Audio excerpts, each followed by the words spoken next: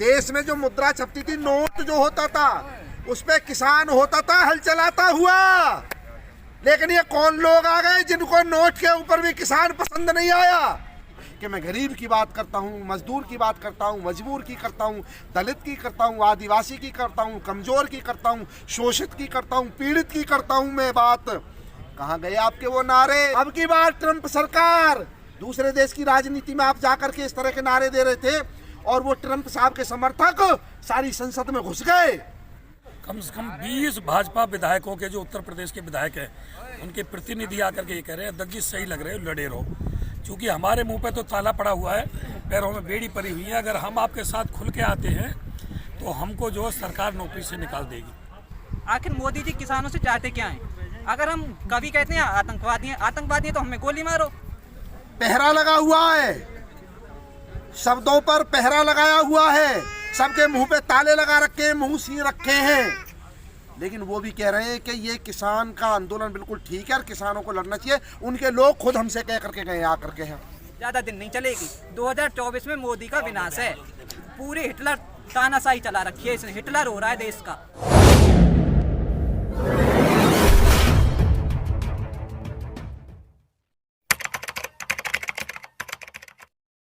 कुछ नहीं मांगा हमने, एमएसपी पर गारंटी। एमएसपी घोषित तो होती है, न्यूनतम समर्थन मूल्य, क्या हमारा हक नहीं है लेने का? कहो सरकार के मंत्री के किसान को एमएसपी नहीं मिलना चाहिए। और जो सरकार एमएसपी घोषित करती है वो गलत है, वो अवैध है, वो इलीगल है, वो गैर कानूनी है, कहो। और यदि वो कानूनी है, वैध है और जायज है तो फिर हमें क्यों नहीं मिलनी चाहिए भाई? हमने क्या अपराध कर दिया है? 70 साल से लगातार घाटे की खेती कर रहे हैं हम। घाटे में अपना परिवारों के कितने किसान, अब तक लगभग 25 लाख किसान अपनी जान दे चुके हैं आत्महत्या करके। 25 लाख। पिछले 10 साल के अंदर 45 लाख करोड़ का घाटा किसान ने खाया है एमएसपी पे। जो एमएसपी उसे मिलनी चाहिए थी तो 45 लाख करोड़ रुपया किसान को मिलता 10 साल के अंदर। कौन है इस घाटे का जिम्मेदार? ये 2000 रुपए की खैरात बांट रहे हैं, हमें चावल बांट रहे हैं गरीब। हमें नहीं चाहिए खैरात नहीं चाहिए हमें। हम खुददार लोग हैं, हम दूसरों का पेट पालने वाले हैं, दूसरों को रोजगार देने वाले हैं। हमें हमारा हक दे दो, जिसके हम हकदार हैं, जो हमारा अधिकार है। हमको खैरात बांट करके मतलब खुश मत करो 2-2 हजार रुपए। हमको एमएसपी दे दो, एमएसपी न्यूनतम समर्थन मूल्य चाहिए हमको। 2000 रुपए की खैरात नहीं चाहिए। किसान का बेटा जवान हमेशा से परेड का हिस्सा रहा। इस बार जो उसका दूसरा भाई है किसान, वो भी परेड का हिस्सा रहेगा। दोनों भाई करेंगे, कदम ताल मिलाएंगे।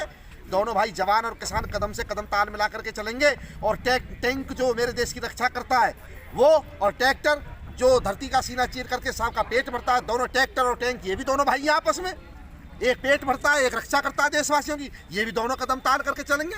ऐसा गठबंधन तो कभी दुनिया में आपको देखने को नहीं मिला होगा। ये तो इतिहास लिखा जाएगा, इस बार इतिहास लिखा जाएगा। और ये कोई गैर कानूनी बात नहीं है। अरे अब तक कुछ साल पहले तक देश में जो मुद्रा छपती थी, नोट जो होता था, उस पे किसान होता था हल चलाता हुआ। लेकिन ये कौन लोग आ गए जिनको नोट के ऊपर भी किसान पसंद नहीं आया? किसान को हटा दिया नोट पे से। इनको किसान नहीं चाहिए, इनको गरीब नहीं चाहिए, इनको गांव नहीं चाहिए, इनको भारत भी नहीं चाहिए, इनको इंडिया चाहिए, इनको अमीर चाहिए, इनको ट्रैक्टर की जगह पे कार चाहिए, इनको धूल भरे किसान के चेहरे नहीं चाहिए, इन पे चमचमाते जो गुलाबी चेहरे वाले, इनको वो चाहिए भाई। ये कहते हैं कि जो हमारे खून पसीने से हमने सड़कें बनाई। ये कैसा सबका साथ सबका विकास है कि जो सबका पेट भरता है मेहनत करके, वो खुद भूखा सोने को मजबूर। जो सबका तन ढकने का काम करता है, कपास पैदा करके और मजदूरी करके कपड़े कपड़े बुनता है, वो खुद उसका नंगा तन। जो बड़ी बड़ी हवेली और गगनचुंबी अट्टालिका बनाता है, अपनी मेहनत से बिल्डिंगें बनाता है, वो खुद खुले आसमान के नीचे सोने को तैयार है। ये कैसी व्यवस्था है? हमें तो इस व्यवस्था का जवाब दे दो। और इस व्यवस्था का बदलाव करने के नाम पे आप आए थे मोदी जी कि मैं गरीब की बात करता हूँ, मजदूर की बात करता हूँ, मजबूर की करता हूँ, दलित की करता हूँ, आदिवासी की करता हूँ, कमजोर की करता हूँ, शोषित की करता हूँ, पीड़ित की करता हूँ मैं बात। कहाँ गए आपके वो नारे सब? अब आप जो कौवे मर रहे हैं बर्ड फ्लू में, उन पे आप ट्विटर पे लिख रहे हो, शोक संदेश भेज रहे हो। और यहाँ 70 किसान जो मर गए, जो उनकी शहादत हो गई, उन पे आपके पास 2 शब्द नहीं है बोलने के लिए। आपके मित्र थे वो वहाँ, ये जो ट्रंप जी, क्या हुआ वहाँ? आप ही तो गलबैया करके घूम रहे उनके साथ। आप ही के दोस्त तो थे वो अमेरिका में, जिनके समर्थकों ने अमेरिका के 350 साल पुराने इतिहास को ध्वस्त करके और वहाँ लोकतंत्र की हत्या करके संसद में घुस गए। और एक मेरा देश का किसान ये कितने आदर्श रूप से स्वस्थ लोकतंत्र में संविधान का सम्मान करते हुए, संसद का सम्मान करते, और अभी ट्रैक्टर मार्च निकाला शांति भाव से, तिरंगे को अपने छाती से लगा करके और अपने हाथ में लेकर के एक लाइन में ऐसे आदर्श करके, ये होता है लोकतंत्र। तुम्हारे दोस्त जिनको आप कह रहे थे राजनीति की बात करके, अब की बार ट्रंप सरकार दूसरे देश की राजनीति में आप जाकर के इस तरह के नारे दे रहे थे, और वो ट्रंप साहब के समर्थक सारी संसद में घुस गए। भाई मित्र कौन होता है? मित्र होते हैं दो समान विचारधारा वाले, समान विचारधारा वाले मित्र होते हैं, ट्रंप जी और मोदी जी मित्र, और ट्रंप के समर्थक वो भी उन्हीं की विचारधारा के थे जो संसद में घुसे। भाई हम लोग तो आप पे भरोसा किया था, आपने गरीब कमजोर की बात करी, इसलिए हमने आकर के, लेकिन हमारे संग दगा किया आपने, धोखा किया, आपके साथ अच्छा नहीं होगा। परमात्मा आपको इसका अच्छा फल नहीं देगा, मैं कह रहा हूँ। मेरे पास एक हफ्ते के अंदर कम से कम 20 भाजपा विधायकों के, जो उत्तर प्रदेश के विधायक हैं, उनके प्रतिनिधि आकर के ये कह रहे हैं अध्यक्ष जी सही लग रहे हो, लड़े रहो, क्योंकि हमारे मुंह पे तो ताला पड़ा हुआ है, पैरों में बेड़ी पड़ी हुई है। अगर हम आपके साथ खुल के आते हैं तो हमको जो है सरकार नौकरी से निकाल देगी, हमको पार्टी बाहर कर देगी, हमारी सदस्यता छीन लेगी। जब हमारे सत्ताधारी पार्टी के विधायक भी हमारा हौसला अफजाई कर रहे हैं, ये कानून वास्तव में किसानों की जानलेवा है, हम बोल नहीं सकते सत्ता में होते हुए, इसलिए आप सही लड़ रहे हो, लड़ते रहो, ये खुशी की बात है। सरकार कहती है अच्छे दिन आएंगे, जो तो विधायक जी कह रहे हैं लड़ते रहो, जब ये अच्छे दिन आएंगे। पर हमें अच्छे दिन नहीं चाहिए ना, हमें अच्छे दिन नहीं चाहिए। मोदी जी से हम दरख्वास्त करते हैं कि हमें बुरे दिन लौटा दें। हमें ऐसे अच्छे दिन नहीं चाहिए जहाँ पे जवान 40 जवान शहादत हो चुके हैं, हमें वो ऐसे अच्छे दिन नहीं चाहिए। मोदी जी से हमारा हाथ जोड़ के निवेदन है, कृपया हमें हमारे बुरे दिन लौटा दें। हम जिस हाल में, हमें छोड़ दें हमारे हाल पे। हम उनसे सिर्फ ये कहना चाहते हैं, अगर ये किसान के साथ है बिल, तो हम खुद किसान ये कह रहे हैं कि हमें ये बिल नहीं चाहिए। इससे बड़ी और क्या बात हो सकती है? ज़बरदस्ती हमारा फ़ायदा मत करो। हम सिर्फ किसान मोदी जी से यही कह रहे हैं कि अगर ये हमारे हित में है और ये हमारा भला कर रहा है, तो हमें हमारा भला नहीं चाहिए। जो भी है, जो भी आपका ये बिल है, आप उसे ले लीजिए, इससे बड़ी और क्या बात कहें। अब ये मोदी जी ट्रंप के लिए तो ट्वीट कर सकते हैं। जब कनाडा के प्रधानमंत्री ने ट्वीट किया था कि भारत में हो रहे किसानों पर अत्याचार ये गलत है, तो तब मोदी जी कहते हैं कि आंतरिक मामला है। और जब आज कल मोदी जी ने ट्वीट किया था ट्रंप के समर्थन में, तो क्या ये तब आंतरिक मामला नहीं था? आखिर मोदी जी किसानों से चाहते क्या हैं? अगर हम कभी कहते हैं आतंकवादी हैं तो हमें गोली मारो, हमें भगाओ, देश से निकालो। कभी कहते हैं अलगाववादी हैं, टुकड़े टुकड़े देंगे। तो हमारा समाधान करो ना, जो भी हमारा समाधान है वो करो।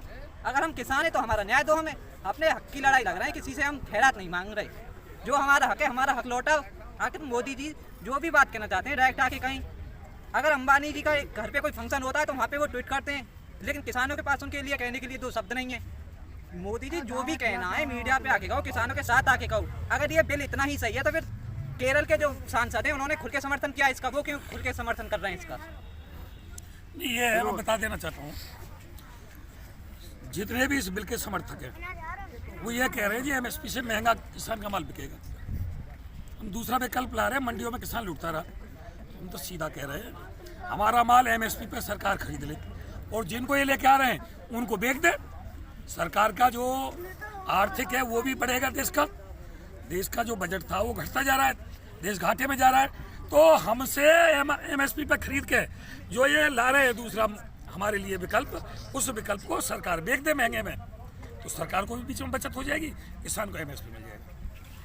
मैं ये कहना चाहूँगा, जब सरकार के लोग हमें कहते हैं कि हम नकली किसान, हम आतंकवादी हैं, खालिस्तानी हैं, माओवादी हैं, अलगाववादी हैं और हम गलत मांग कर रहे हैं, हम राजनीति से प्रेरित हैं, हमारा राजनीतिक एजेंडा हमें वो बताते हैं, चलिए हम नकली किसान हो गए। जो बादल साहब थे एनडीए का हिस्सा, वो इस बिल के ऊपर एनडीए छोड़ के गए। हनुमान बेनीवाल जी राजस्थान से, वो एनडीए का हिस्सा है, वो इस बिल के किसानों के समर्थन में एनडीए छोड़ के गए। जजपा जो है, जो दुष्यंत चौटाला जी, उनके फादर, उन्होंने कई बार कह दिया है कि यदि किसानों की नहीं सुनी गई तो मुझे सरकार से अलग होना पड़ेगा। वो किसानों के साथ है, समर्थन में है।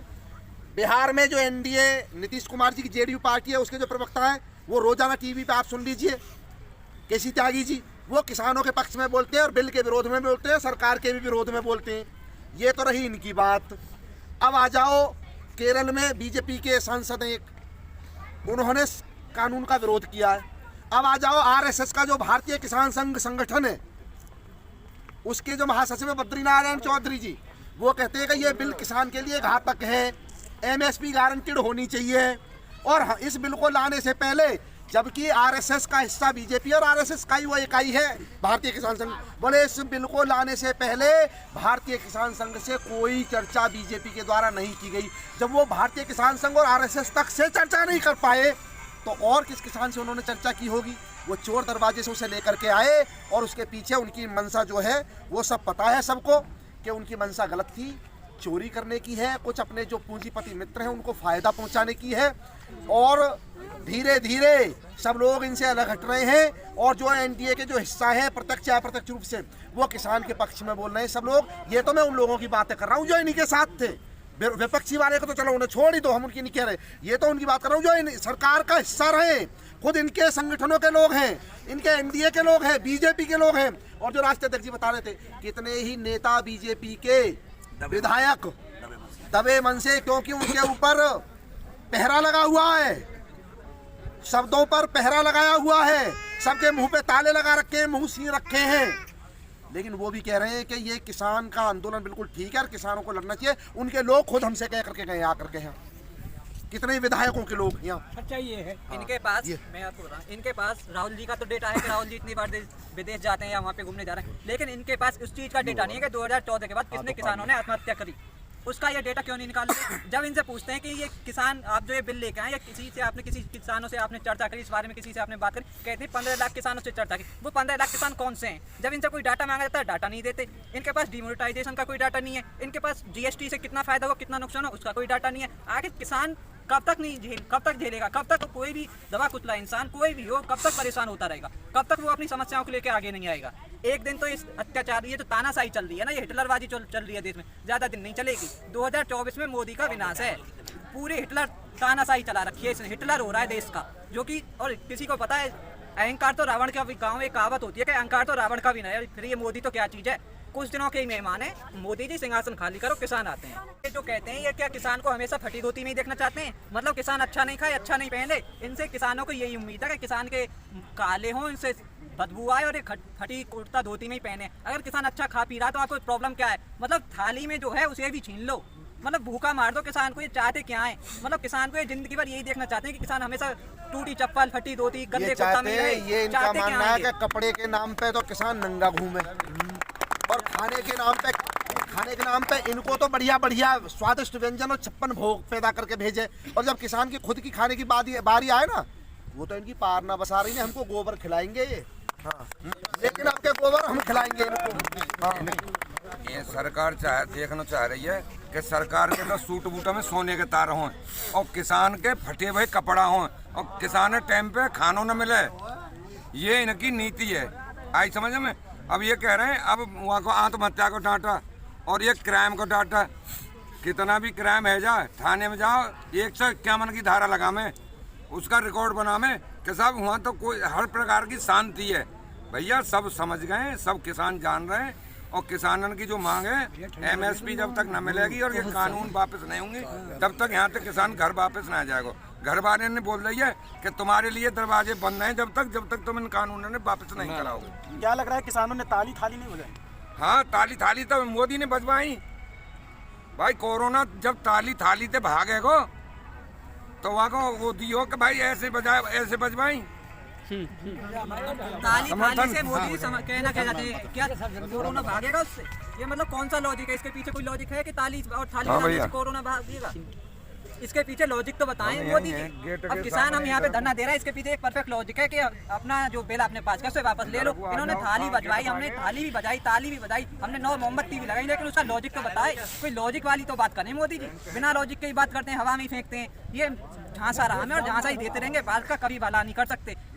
बीजेपी जाने के बाद इनके घोटाले तब खुलेंगे जब बीजेपी चली जाएगी। 2024 तक ये तानाशाही अपनी कर सकते हैं, जो भी तानाशाही करनी है 2024 तक इनके पास टाइम है। और गलती करी है भारत की जनता ने, जो एक बार 5 साल में नहीं समझे, इनको 10 साल में समझ में आ रहा है। जो भी फिलहाल जनता गलती अपनी मान रही है और 2024 के बाद मुझे नहीं लगता कि किसी भी हाल में मोदी जी